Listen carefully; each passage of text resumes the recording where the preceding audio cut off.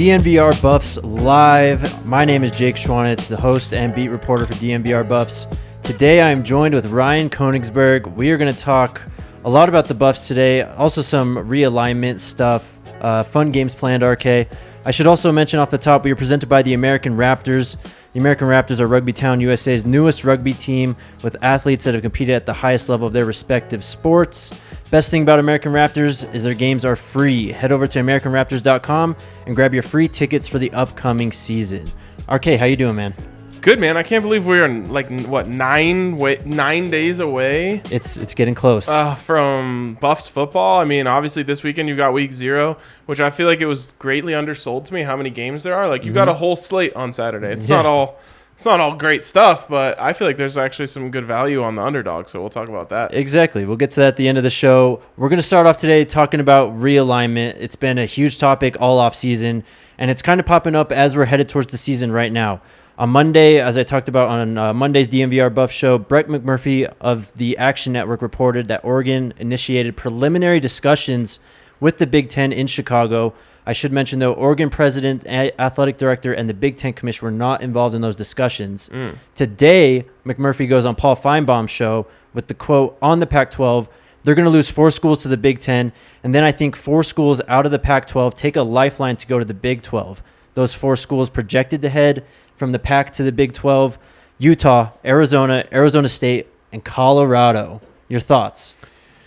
Okay, so first of all, is he putting Oregon State in the Big Ten? I'd assume it's Oregon and Washington, right? Okay, that would make more sense. Okay. I was trying to think of who he's putting as the 4th there. Oregon, Washington, obviously USC, UCLA. I could see it. And then, yeah, I kind of like the idea of that package of 4 taking, as he's calling it, the lifeline to the Big 12. And we just have to be honest about where the Buffs are right now. If they can get on that ship, that's a good ship to get on. Absolutely. What I've been telling people, and I like how you put it, like best case scenario for the Buffs. I'll just jump into what I think. Sure. It starts with that.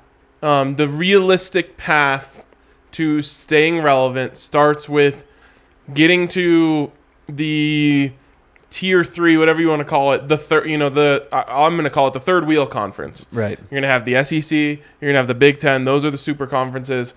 And then you're going to have the Big 12, which I think is going to kind of, without whether they are going to be self-aware of this or not, is kind of going to be serving as like a development or like a minor leagues for the Big Ten and the SEC to eventually pick whoever else they want out of that pool to finish with the 2 super conferences that are going to last, I think, a long time in college football. Yep. And for the Buffs, they're not in a position right now to get poached by the Big Ten. As much as, I would love to say we are, as much as I would love to say, oh, there's this, that, and the other thing that makes sense.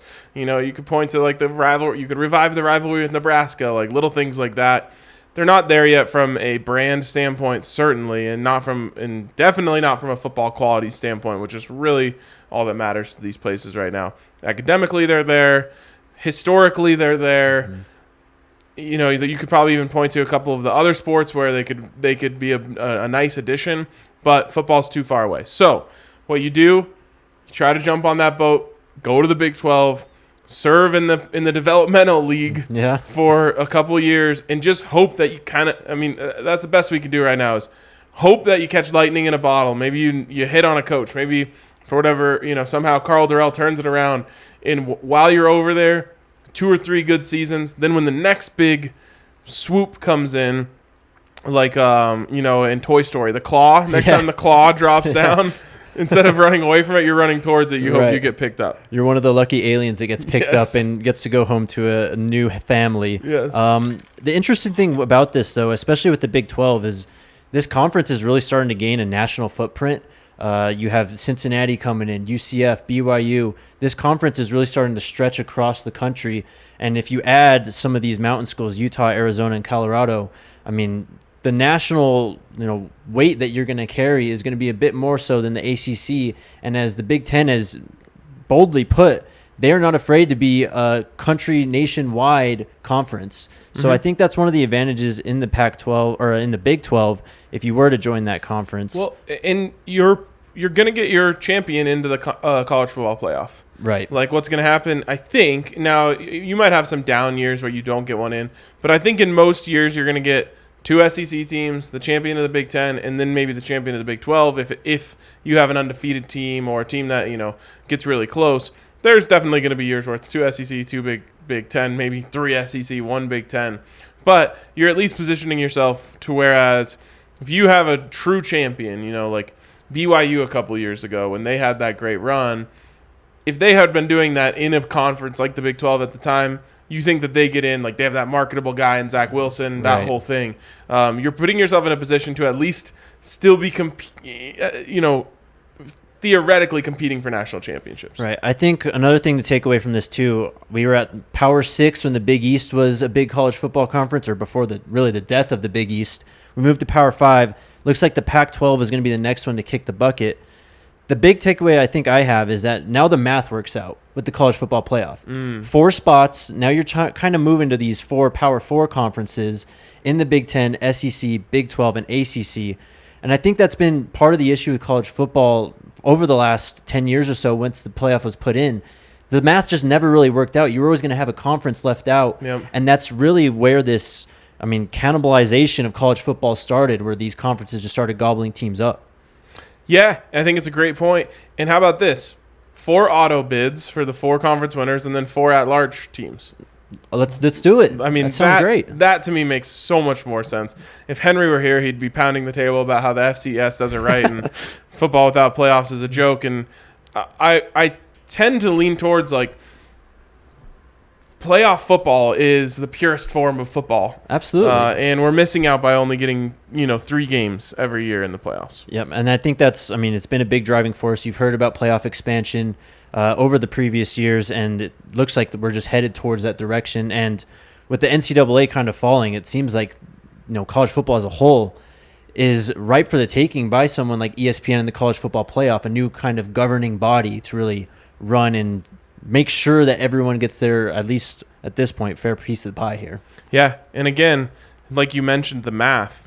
You couldn't do it right now as a 4-team playoff where it's just the 4 champions get to go in because you're going to end up leaving out a Georgia. Right. Because Alabama won. And, that's just silly. But I do think 4 conference champions and 4 at-large, that 5th team maybe has a case, but not really. In most cases, you weren't first or second in your in one of the top 4 conferences. You don't deserve to be in. Right. All right. Just to wrap it up, then, you think the Big 12 is the best case scenario for CU? Maybe not joining the Mountain West or any of that. It's the Big 12. No. You have to avoid a demotion for lack of a better term. Sure. You've already been moving in the wrong direction, at least from a relevance standpoint. You cannot go to the Mountain West. Even though, you could make the case of, well, what if you went to the Mountain West and you were a dominant program? You could kind of take the Utah path or the Boise State path. It doesn't feel right. It doesn't feel likely. So, like I said, go to the Big 12. From a recruiting standpoint, that really opens up your recruiting footprint. Oh, yeah. Obviously Texas has always been a big part of CU's success, so maybe you're back in Texas a little more.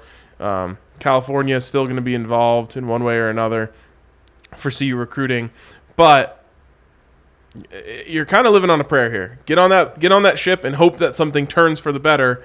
To whereas when the big final, judgment day comes, you're on the right side of the ledger. 100%. Realignment's a turbulent time. It's kind of surprising actually this has popped up again, but we'll keep on covering it through the CU lens and kind of see just what actually happens, because no one really knows what's going to happen. I don't have to tell you guys, but college football is back. It's time to enjoy the tradition, the fun, and great offers from DraftKings Sportsbook. To celebrate the best time of the year, new customers can bet just $5 on any team and get $200 in free bets instantly, win or lose. You can also place a same-game parlay for a shot at an even bigger payout. Just combine multiple bets into one, like which team will get the win, which team to score first, and more. DraftKings is safe, secure, and reliable. Best of all, you can deposit and withdraw your cash whenever you want. Download the DraftKings Sportsbook app and use code DNVR. Bet just $5 on college football and get $200 in free bets instantly. That's code DNVR, only at DraftKings Sportsbook. Must be 21 or older, Colorado only, 1 per new customer. Minimum $5 deposit and wager. $200 issued as 8 $25 free bets. Restrictions apply. See terms at DraftKings.com/sportsbook for details. Gambling problem? Call 1-800-522-4700. All right. A lot of betting going down this weekend. Oh, absolutely. It's time. It's finally time. Like the summer is a long stretch of like, oh, is there a baseball line I like tonight, or is there a UFC or golf? Now it's just like, boom, we're back.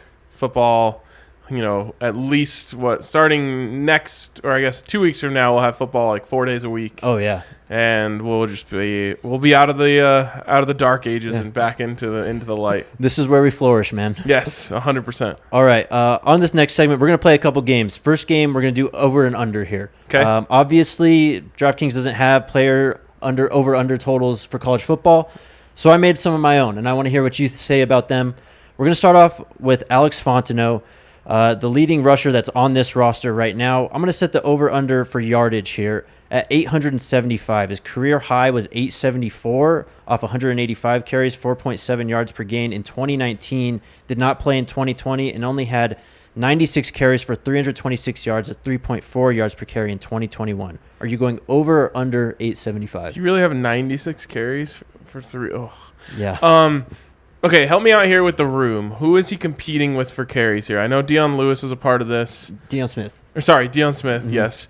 Who else? Jaley Stacks is going to be another back that sees a lot of rotation. And then Charlie Offerdoll, a freshman, is going to be in the mix as well. There might be another one or two freshmen. We'll save that for later, though. I got another segment planned. So okay, what's interesting about Charlie Offerdoll is that if you just like saw him out there, you'd be like, oh, like vintage walk-on, who whatever, white running back. Yeah, wearing 44. Yeah. If you talk to the high school football community around here, they're like, yo, that guy's an absolute freak, just a beast. Like, expect him to play. I'm like, whoa, okay, that's a lot. But then you see him every time he's been on the field, like saw him in the spring game, he made plays. The first scrimmage, he made plays. I don't know if he made plays when you were out there last weekend. Not necessarily, but he was heavily in the rotation. They let Fontenot and Smith kind of take vet days, and it was a lot of Stacks and Offerdoll on that day.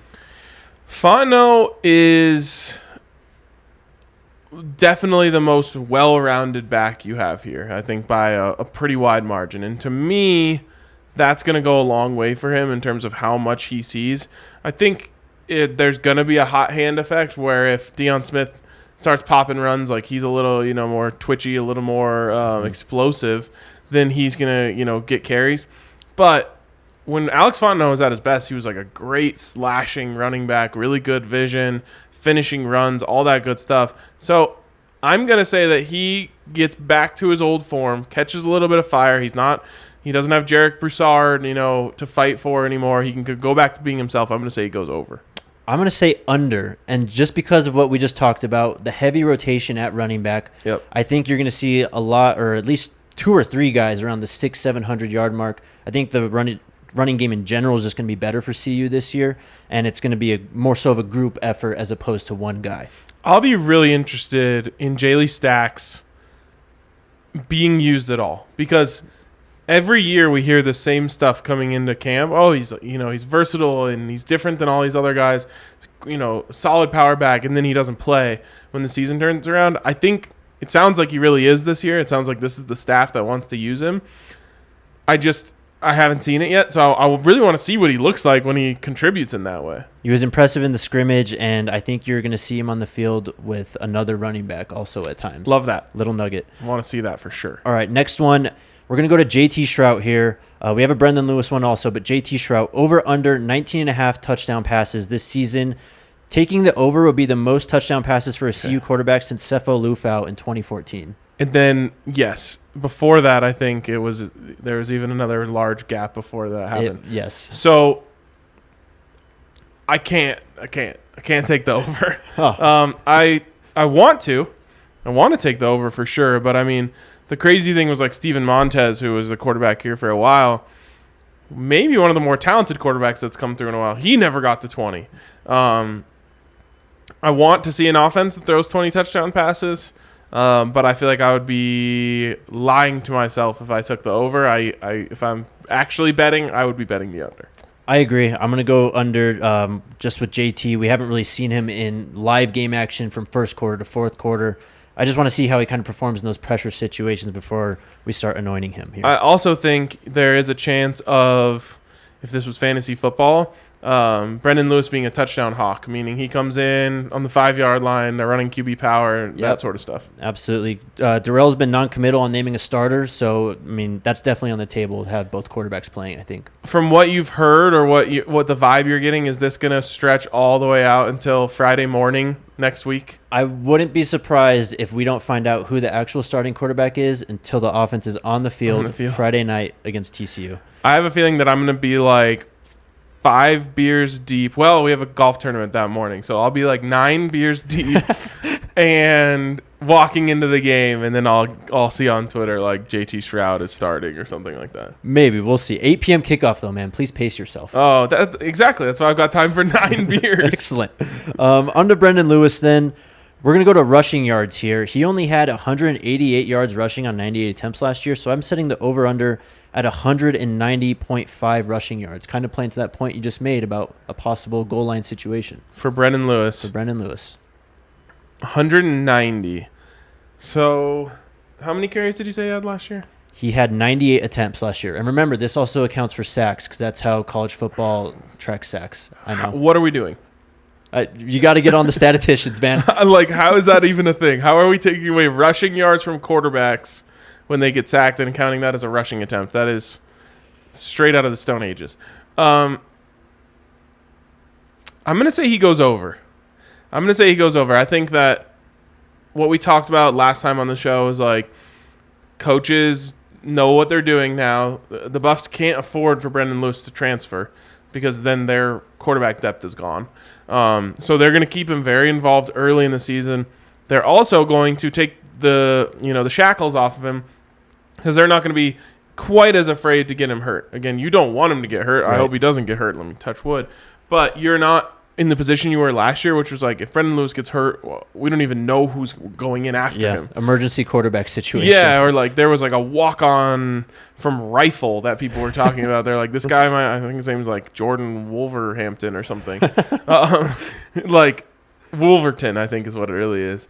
But they can use him for what he does well, which is run the. He's a dual threat quarterback. I think you're going to see a package in there for him. I think he ends up running for over 300, I'll say. Okay, nice. Wolverton sounds like a school that was in like the first 4 of the NCAA tournament. That's like a 16 seed. Nice, yes. I'm thinking, I said Wolverhampton, which is a literal English Premier League team. So. Okay, there you go.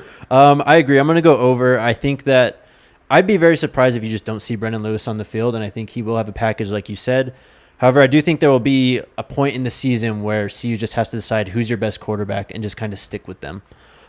Next one of the big transfers coming in, RJ Snead from Baylor. We're going to go to receptions. We're going to set the line at 59.5. 46 receptions was his career high in 2021. For the Buffs, Visca and Tony Brown each had 56 in 2019, and of course Visca had 86 in 2018. Would be the most since that 2019 season at 59.5. I feel like you set this high, but I'm still going to take the over. Love that.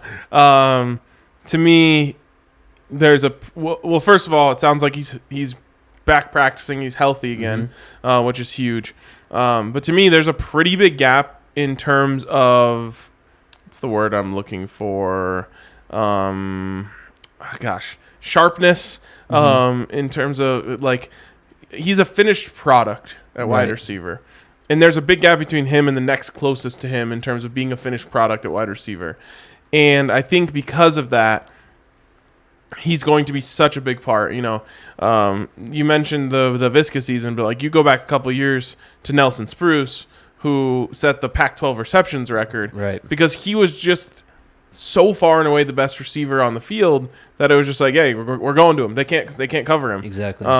So I think because of that, the ball isn't going to be spread around quite as much as you see in a lot of these college offenses, and he's gonna just eat. I agree. I'm going to go with the over also. I just think that you got to feed this guy, kind of like what you said. He's easily the most talented receiver, And this team obviously lacked a downfield threat last season, and I think that's something that they're going to kind of feature early and often. I could totally see a situation, though, where this line is actually close, where we're at, I don't know, going into the last game, maybe 55 receptions, because R.J. Snead is one of those guys that's like a 5-reception, 120-yard, and a touchdown type of player. I mean, that would be great. That would be great. I would love to see that. I do feel like, even in down years, CU usually has one standout player. Mm-hmm. And I think if I was setting odds on who's going to be that person, I would set R.J. Snead as the favorite. He's going to be very fun to watch. Next guy, we're going to go to defensive side of the ball. Isaiah Lewis. We're going to go to interceptions. 3.5 is the over-under. He only has 2 career interceptions, but both came last year. Also, many reports coming about in camp about his ability to create turnovers. Do you buy in? You're setting it at 3.5? 3.5. I got to take the under. Only because it's just there is a lot of skill involved in interceptions. But at the same time, there's a lot of luck involved as well. Right. And because of the luck factor, I'm just going to say like that's too many bounces have to go his way for that to come true. I do think he makes some great plays on the ball this year and helps create some turnovers. But I don't think I can go 4. It is a tad bit high, but I wanted to make it a little bit interesting. I think I'm going to take the under also. I would expect him, honestly, to have maybe a couple forced fumbles. I almost thought about making this a total turnover number. But, I'll go under on the 3.5. Last one here. Josh Chandler Samado, the transfer from West Virginia, playing middle linebacker, filling in that role where Nate Landman left off. Over under 90 total tackles. His best was last season at 110 for West Virginia. Before that, though, he was hovering around the 60-70 range. So you've seen growth year over year, but can he get back to that level for the Buffs? Yeah, I'm taking the over by a lot.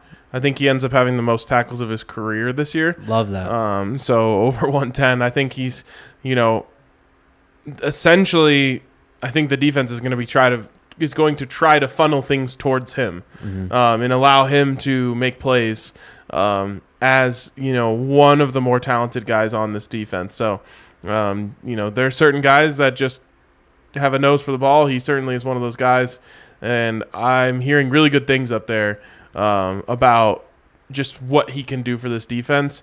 It's really exciting because I think we talked about this last time, like a certain attitude and a certain playmaking ability from your middle linebacker can change a defense. I think he could be that kind of guy for them. Yeah, I agree. I'm going to go over. He's just a tackling machine. He showed out at the scrimmage last Saturday, and I think he's just going to have a very big role in this defense. Weird question. What number is he wearing? Oh, man. I think he's in the 50s, but I can't remember. Sorry, I didn't mean to put you on the spot. I think he actually might be a single-digit guy this year. Oh, see, that would be huge. That would be huge. That instantly adds like 10 tackles, yes, right? Exactly. All right. Now I want to talk about Athletic Greens. It's a product I use literally every day. I started taking Athletic Greens because I'm the Buffs reporter now, and I just don't have time to really eat as healthy as I would like to. So Athletic Greens has been coming in clutch. Athletic Greens has 75 high-quality vitamins, minerals, whole food sourced superfoods, probiotics, and adaptogens. To make it easy, Athletic Greens is going to give you a free 1-year supply of immune-supporting vitamin D and 5 free travel packs with your first purchase. All you have to do is visit athleticgreens.com/buffs. Again, that is athleticgreens.com/buffs to take ownership over your health and pick up the ultimate daily nutritional insurance. Huge news here. Breaking news. Oh, no. Josh Chandler Samado, number 8. Yes. That's big news. Let's go. That's big news. Yep. Instantly pump him up 10, 15 tackles. Yes, exactly. It's going for 125. Love it. We're going to play another game here. This one's called Quote Hype Meter. Okay. So I've gathered quite a few quotes over the last week. I've picked out, I think, some of the most impactful, maybe just headline-worthy quotes. Okay. I'm going to remove the names from them and sort of change the context so you don't know who these quotes are about. I want you to guess who these quotes are about. Yikes, okay. And then I'll tell you who said it, and then I want you to rate on a scale of 1 to 10, how hype are you hearing this quote? Okay, so okay? I have to guess who said it, who's this about, and then give my rating. Just who it's about. I can give you who said it after you guess. All right, sounds good. All right, this one says, at the end of the day, if I'm not here and I'm not with this program is in much better shape than when I got here. It's ready to be built to win. So, sorry, this one doesn't have someone being talked about, but who said this quote? Can you read it one more time for me? At the end of the day, if I'm not here and I'm not with this program is in such better shape than when I got here. It's ready to be built on to win. Interesting. I'm going to guess Brady Russell. This is a Carl Durrell quote from today, actually. Wow. Yes. Interesting. What a thing to say. I know. So, what's the full context here? What was the question? Where was he going with this? So he was asked, how is he balancing like this season's expectations with like the long-term health of the program? And so he got into about, the life is short, basically. You never know what can happen. And even if I'm not here after this year, he thinks that he built the program up to be better. That's kind of the context of the whole thing. Interesting. That's off alarms for me. Yeah. Which means like he doesn't exactly feel all that safe in his job. At least that's what it's giving me. Okay. So then rate it on 1 to 10 for me. Either from 1 being, I guess, not hype, 10 being insanely hype, take your shirt off, waving it over your head. I'm going to say 1. Okay. Next one here. Okay, so this one is about a player. I'm going to take out the player's name. Blank is a workhorse. He comes to work every single day. I've tried to model a lot of my game after him. He's such a good leader in our group because we all strive to be like him. Here's a big hint. I've played with Tyler Linderbaum, and he's right there with him. Who is this quote about? This quote is about...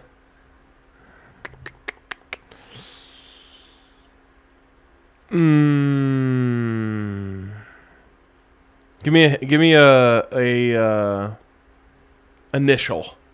First or last? Last. R. Casey Roddick. Beautiful. Okay, well that done. was my first thought, but I was like, I'm scared. Yeah, that is from Noah Fensky, the center, interior lineman, transfer from Iowa. Mm-hmm. So that's where the Linderbaum comparison comes in. How hyped does that make you? That's a 6. Nice. Okay. Love to hear it. I mean, a lot of reports about the offensive line being better. So. Yes. I mean, that's going to be the number one thing that unlocks this offense to another level is if those guys just play. I mean, the bar is so low. Mm-hmm. But even if they play the way they did after, whatever the tackling sled guy's name was left. Mitch Rodriguez. Oh, all right. What did you give would you say 6? Blocking sled, I should have said. Yeah, that was a 6. Okay. Get ready to turn it up. Ooh, let's go. This one, Blank a dog. I love Blank. He looks good. He's doing a lot of really impressive things. Here's your hint as a freshman. He's a dog. I'm going to guess this is about Victor Venn. It is not. Okay. Would you like another guess? Yes. Jordan Tyson. It is not. Okay. Who is it? Owen McCown. That was my third guess. It really was. It really was my third guess. Do you want to know who said it? Or guess who said it? Can you say it again, the quote one more time? Owen's a dog. I love Owen. He looks good. He's doing a lot of really impressive things as a freshman. It's a player. I'll give you that. Okay. All right. That helps. I'm going to say that's Brady Russell. Beautiful. Nice. Well done. Nice. Scale 1 to 10. How hyped does that make you? That makes me really hype. I'm going to say that's an 8. Beautiful. All right. This last one. Get ready. All right. Here's the quote. He's a dog. He reminds me of, and I'm putting a lot on him. I'm raising the bar, but he reminds me of a guy I played with from 88 to 91. This is the name I want you to guess. Blank is right after that 88 to 91. Same stature, same physicality. They talk alike. They're both alpha dogs. They're hungry. They're smart, and they're not going to be denied because of their stature. When he gets the opportunity, you guys are going to see something special. Who is the blank from the 88 to 91 run that is being compared to right here? Darian Hagan? It is not. Eric Bieniemy. Eric Bieniemy. Okay. Do you want to guess who said the quote? I'm guessing Darian Hagan said the quote. I'll just tell you who it's about. It's Anthony Hankerson, true freshman running back. Wow. 5'9", 190 pounds from St. Thomas Aquinas High School in Fort Lauderdale, Florida. Notable players from there are Elijah Moore, Nick and Joey Bosa, Asante Samuel Jr. So a lot of hype being built up around Anthony Hankerson. How hype does that make you? That makes me really hype. That's so interesting because I've heard similar comparisons being made between Victor Venn and Darian Hagan. Now, obviously, Darian Hagan was a quarterback, but he's essentially a running back. Yeah. And even the same things like down to they talk the same, they act the same mannerisms. So yeah, there you go. If we have a Darian Hagan, Eric Bieniemy backfield in a couple of years, I'll be very hyped. I'm gonna put that one at a 9. Love it. That's what I think I need a flip flop. I'm putting Owen McCown at a 9. Okay. And Hankerson at an 8. Interesting. Only because this is football and you can only go as far as your quarterback takes you. Well said. That's kind of what my hesitation was on the Alex Fontenot over-under is because, I mean, you have all these guys being mentioned that we talked about, and then, of course, this freshman running back and Victor Venn, who you also mentioned. So a lot of mouths to feed in that room. Should be an exciting running back room, honestly. That's awesome. Running back is one of those ones, too, where it feels like every college team feels like they're deep there. Yeah. There's so many good high school running backs. But if you just get one of these guys to like pop, you know, that's if you think about it, this is a similar situation they were coming into in 2020. No one knew Jarek Broussard's name at that time. Then all of a sudden, Jarek Broussard's going for over 100 yards every game. He wins Pac-12 Player of the Year, Pac-12 Offensive Player of the Year, carries them to a bowl. It's always one of those things. If you can get one of these running backs to pop off, if you can get one of those wide receivers to really come into their own, like say Jordan Tyson becomes a great number 2 to RJ Snead, or even Montana Lamonius Craig, or one of those guys. Daniel Arias finally pulls it all together and becomes the freak that he could be because of his physical stature. That makes a big difference, and that can in college football, especially if you have the quarterback to help guide you, that can take you a really long way. One player can take you a really long way.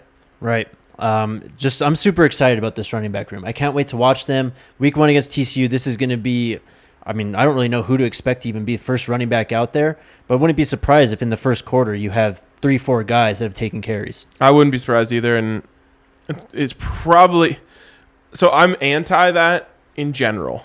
I believe get your bell cow and then get your, breather back, right, and ride them. It's very uncommon in college football. But every running back I've ever talked to, I've literally never talked to a single running back who said I like to be fresh and rotate in and out. They're like, no, I need to get a rhythm by being out there for several carries in a row, several series in a row, start to get a feel for the way, the defensive line is moving and all that stuff. So I'm anti that, but I also understand there's a lot of unknowns in that room. You're kind of hoping to have one guy separate himself in an actual game setting. Exactly. And like what you said, it's kind of a college football-ism to just have that one bell cow back. It's more of an NFL thing, really, when you get into the rotations and just overall running back room. I want to talk about Breckenridge Brewery real quick. Breckenridge Brewery is the official beer of DNVR. Beers on tap and regular seltzers are being sold in the bar. Not right now, but soon, right? Very soon. Very, very soon. Love to hear that. You guys know we love our Breck Brews here at DNVR. Try out some of the favorites, including Good Company Hard Seltzers and Lemonades, the Avalanche Amber Ale, Vanilla Porter Jr. Check out the beer locator at breckbrew.com to find a beer near you. All right, RK, we're going to start to wrap it up, but we have actual games to talk about, man. Ooh. Week 0. I told you before the show, it's Bill Simmons-ism of this is probably just a bunch of poop fecta games. Yes. I don't care. I'll take this over preseason NFL all day. Oh, easily, 100%. I think I picked out 3. They might make the barely watchables list, though. I mean, okay. Maybe for the average person, it's all watchable for us. Exactly. The first one, though, relevant to this pod, Nebraska at Northwestern. Yes. 10:30 a.m. Saturday. The game is being played in Dublin, Ireland. Nebraska is 13-point favorites. Northwestern plus 400 on the money line. I love how we're like, we want to market our game to other cultures and countries. Let's give them the 10 a.m. Big Ten snoozer. Right. What kind of slap in the face is that to the good people of Ireland? Give me Northwestern with the points. Scott Frost is flexing about making players puke. Yep. We already knew he was an idiot for a long, long time. But, man, does he sure take every chance he can to remind us. A lot of Nebraska hate on the Buffs podcast this week because of that quote, so we're soaking it up. I agree, though. I would take Northwestern plus 13. I just don't believe in Nebraska that much at this point. How could you ever believe in Nebraska? I mean, that's a great point in general. At least in the Scott Frost era, where all they've done is underachieve at every turn. Or maybe just achieve normally, but because their fans are delusional, they underachieve. Agreed. Real quick, does he make it out of this season as the head coach in Nebraska football? So you're saying, is he the head coach of the last game, or is he the head coach a week after the last game? All right, I'll ask you this. Week 2 next year, the Buffs play Nebraska. Is Scott Frost the coach for that game? No. Okay. No, he will not be the coach, and he'll end his head coaching career 0-2 against the Buffs. Ooh, beautiful. All right, next game on the list. Again, man, this is tough. Wyoming at Illinois at 2 p.m. In Champaign. The Illini are 11-point favorites. Wyoming is plus 330 on the money line. So this is where you're going to start seeing what I'm talking about here. I'm actually considering, I don't do this much, I'm considering a round-robin underdog parlay of just all these underdogs, because I feel like you're getting poor programs that are heavily favored. Mm-hmm. Illinois is a poor program. Yep. Nebraska is a poor program. And I would never give Illinois 11 points. I don't care who they're playing. So give me Wyoming in 11. That's a team that's had the same head coach for a while. They've got a system. Mm-hmm. Kind of like to play like smash mouth. What you would expect for a windy, cold place football. I think they play Illinois close. I might even take the money line. I 100% agree, man. Wyoming finished with a better record than Illinois last year, for one. And for two, I mean, as you said, this Wyoming team is really gritty, sound on defense. And Illinois, is there anything that scares you on either side of the ball about Illinois? 11 points, just way too much. The final one I picked out here, again, kind of a weird line, I think, but it's Nevada at New Mexico State. Nevada only 9-point favorites. New Mexico State plus 270 on the money line. This is an 8 p.m. kickoff. Remember, this is the Jay Norvell-less, Carson Strong-less, Romeo Dubb-less Nevada Wolfpack. I'm not confident in them at all. Now, you also remember Jay Norvell was in there doing a good job recruiting. It's not like they have no one in the tank behind those guys. But again, I'm taking the 9 points for the New Mexico State Aggies. Really? Yep. Oh, man. I'm sorry. I'm a Lobo, and I can't do it, man. I got to go with Nevada minus 9. Respect. Yeah, I think it actually could be ugly because New Mexico State has been an awful football program for as long as I could remember. Yeah, so what I'm banking on is there is going to be at least 2 big upsets in this whole slate. So I don't know if you're familiar with the round robin parlay, but basically the way it works is every combination of the teams you pick gets parlayed together. So if you pick 5 teams, every 2, every 3, every 4, every 5, or I guess 1, 5, I'm taking every underdog. I absolutely and love I'm that. putting it into a round robin parlay. You only sprinkle a little bit on each, combination, but I'm thinking like UConn beating Utah State. Again, that is a 27-point line. UConn is one of the worst programs, but this is Utah State we're talking about. Exactly. I'm not a powerhouse by any means.